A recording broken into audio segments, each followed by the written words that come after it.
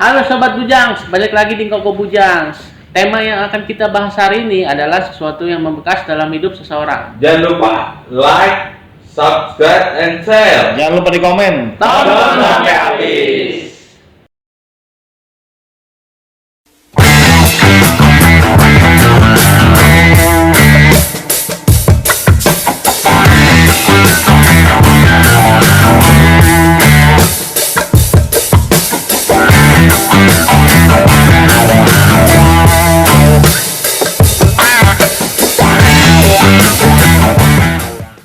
Oke, kita balik lagi nih ke yang terakhir, Kak. Apa ya, bagian yang kita yang terakhir nih. Abis ini kayaknya kita mesti nyambung ngopi nih. Oke. Oke, bagaimana kita mengatasi trauma masa kecil di saat remaja dan merasa penyesalan di saat kesepian. Bagaimana ngatasinya nih? Gua dulu ya. Tips-tipsnya. Sip. Kalau gua dulu memang gua pernah dalam selama hidup gua selalu konflik dengan bokap gua gitu. Dan gua waktu itu sama Mbak Gita gitu, dulu psikolog klinis di sini, pernah yang namanya terapi apa? MBT, MMPI. Bukan yang apa, yang eksperimental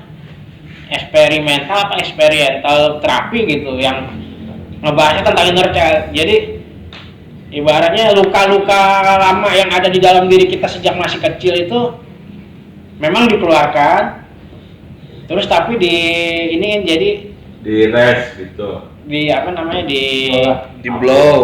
dihapus, bukan dihapus, tapi ibaratnya kita punya luka nih tapi disembuhin gitu. Di sharing ulang gitu. Share. Kayak gitu. Jadi Diobatin. memang ada beberapa temen yang bilang itu jadi jadi ngebangkitin memori-memori kita masa kecil Ya, gitu, kayak ngorek luka lama lah. Ya, kayak ngorek luka lama lah gitu. Cuman di situ dipecahin gitu. Kita mulai harus di situ sih, waktu gua ngikut terapi itu dibilang bahwa kita harus memaafkan, kita harus menerima keadaan kita dan segala kekurangan kita harus terima gitu. Ya itu lumayan buat gua, jadi gue jadi ngerti gitu, oh selama ini luka gue ini gitu, dan itu membekas banget dalam hidup gue. Dan jujur aja gue waktu terapi sampai nangis waktu itu, gara-gara gue inget masa lalu dulu, dan itu membekas di hati. Ibaratnya sampai gue gede, bokap gue masih Sama. memperlakukan gue ibaratnya tadi gue bilang itu. Jadi gue dibully kok dia diem aja gitu.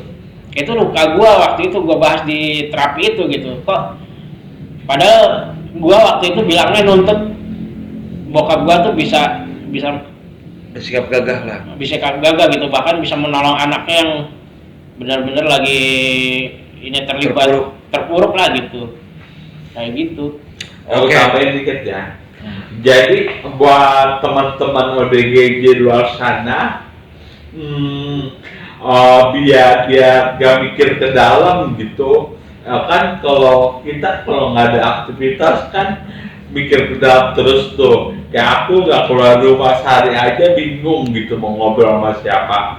Jadi sebaiknya teman-teman ODGJ di luar sana sebaiknya berbanyak aktivitas gitu. Entah ngobrol sama tetangga atau ngerjain kerjaan yang ringan tapi rutin gitu, biar nggak fokus ke dalam diri gitu. Kalau kita sendirian terus kan mikirnya ke dalam terus tuh, nanti muncullah suara lagi, muncullah wahana lagi, muncullah self talk lagi gitu. Iya, gue pengen nambahin, sepakat dengan omongannya Bujang Mehong. Jadi kalau pendapat gue menambah yang diucapkan oleh Bujang Mehong, jadi temukan metode coping yang terbaik buat dirimu sendiri. Jadi kalian yang tahu metode coping apa nih yang bagus buat saya gitu. Metode coping itu salah satunya mengatasi gejala, terus mencapai pemulihan seperti itu. Oke, Bujang mulai ya. Buat gua sih, gua harus bisa berdamai seluruhnya dengan diri gua sendiri. Kenapa?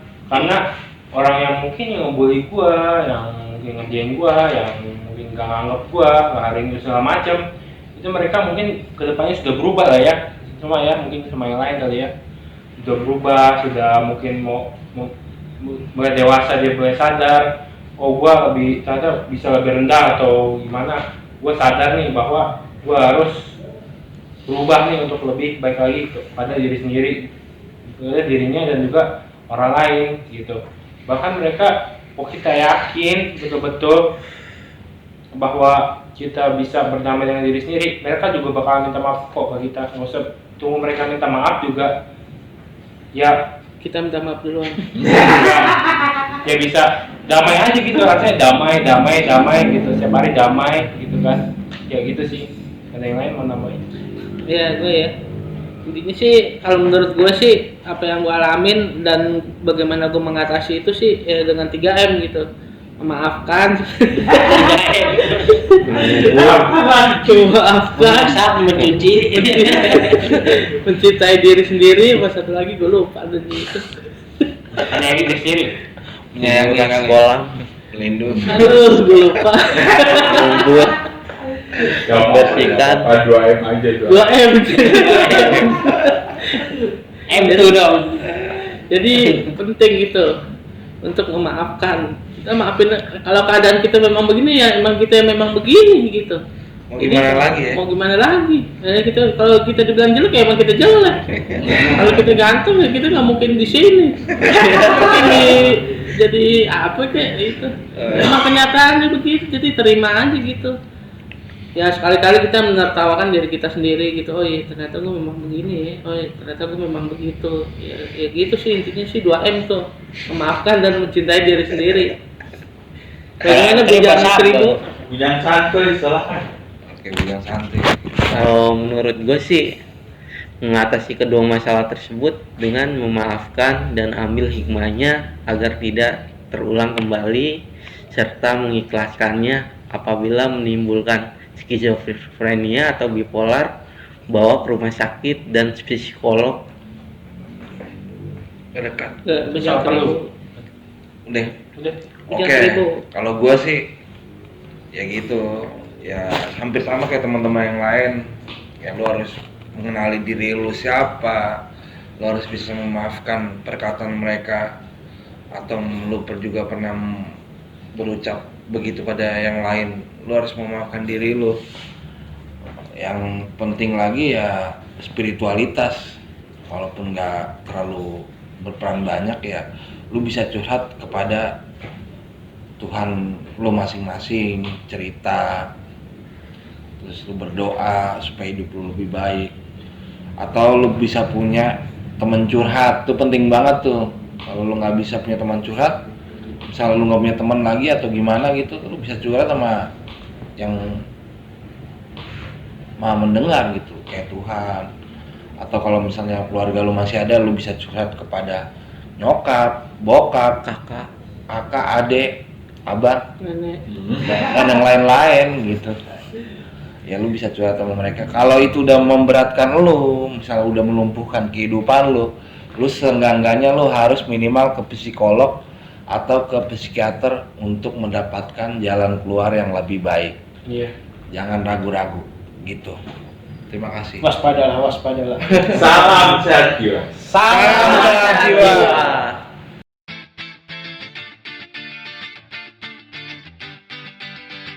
Hai Sobat Peduli Jiwa, saya Patrick, anggota KPSI, ingin menawarkan kaos KPSI dengan ukuran S sampai triple XL.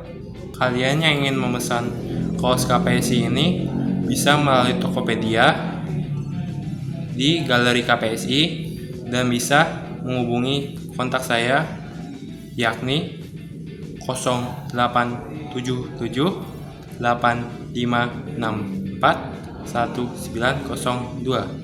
Ya, kaosnya yakni seperti ini. Kalian bisa mendonasikan untuk KPSI untuk bertahan di link ini. Sampai jumpa.